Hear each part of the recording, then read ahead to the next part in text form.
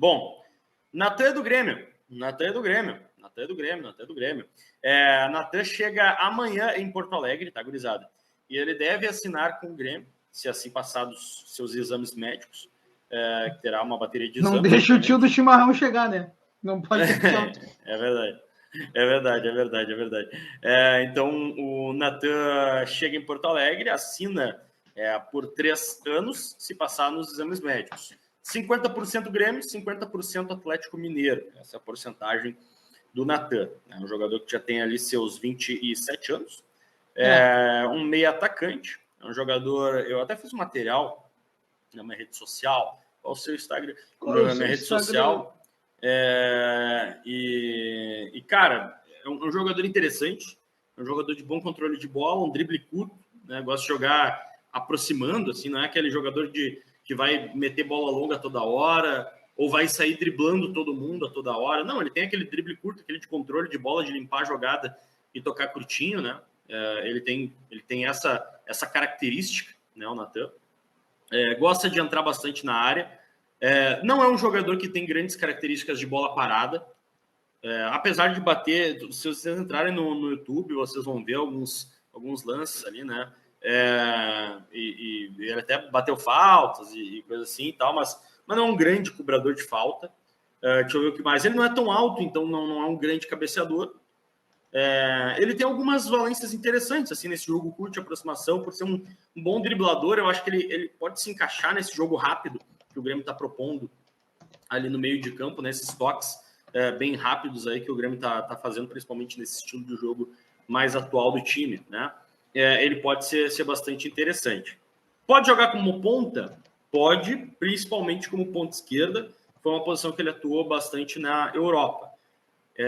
No meu material que eu coloquei lá na minha rede social, aparece ali que ele jogou em várias posições.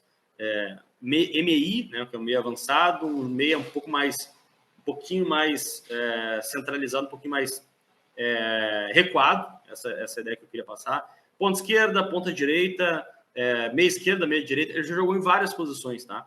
Mas assim, onde ele mais atuou foi ponta esquerda e aquele meia ali um pouco mais avançado.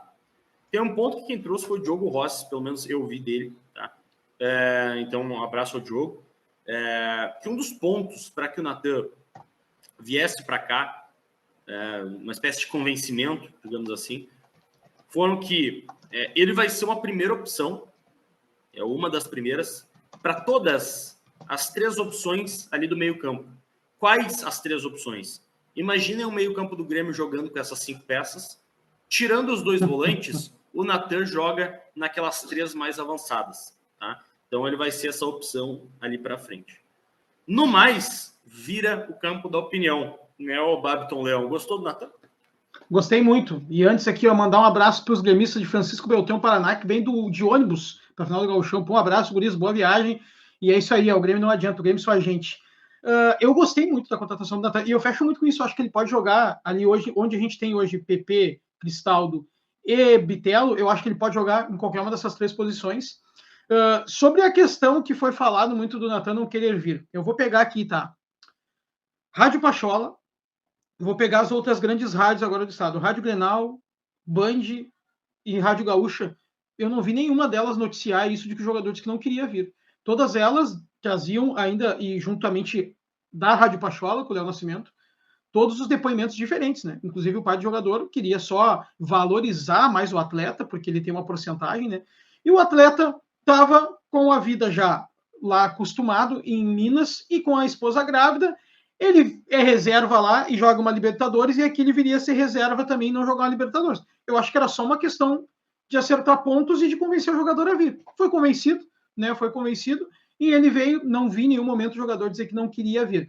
Gostei muito da contratação, como também disse o comentário desse, que ele está criando corpo. Falta gente ainda, óbvio que sim, mas nós temos, por exemplo, 2 caras que fazem a primeira função de meio campo ali, César, que é o Vijaçante, e o Carbajo também faz, que o Renato adaptou ele ali e conseguiu. Assim como o Renato adaptou o Bitelo a ser um meia, que era um volante.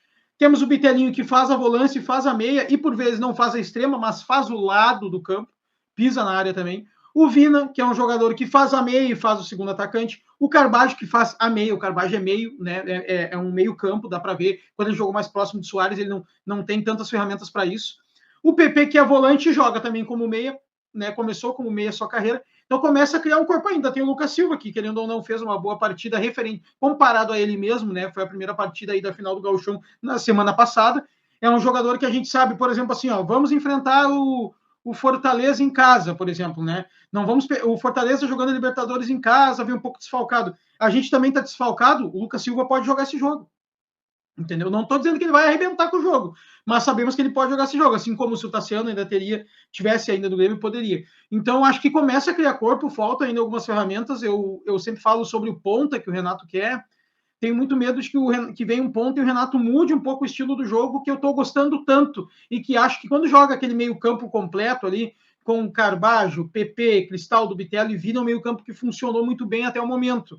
Então, tenho medo que o Renato mude isso. Mas óbvio que eu quero um ponta por uma opção, né? Porque eu não quero despejar todos os problemas de um ponta no menino que vem da base, que é o Zinho. Os problemas de um ponta eu queria despejar no Ferreira, que é um jogador que a gente não sabe quando vai jogar. Ó, Ferreira, tu queria tanta oportunidade, queria camisa 10, queria meio do cara, resolve esse ano. Quando a gente precisar de um ponta, entra e acaba com o jogo.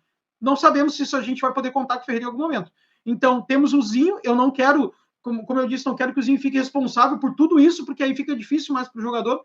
Né? O Floriani falou ontem também para nós, né, César, de que é muito mais difícil lançar o jogador da base num time que está jogando mal do que um time que está jogando bem. Mas um time pressionado também não é nada bom, tu botar um guri da base.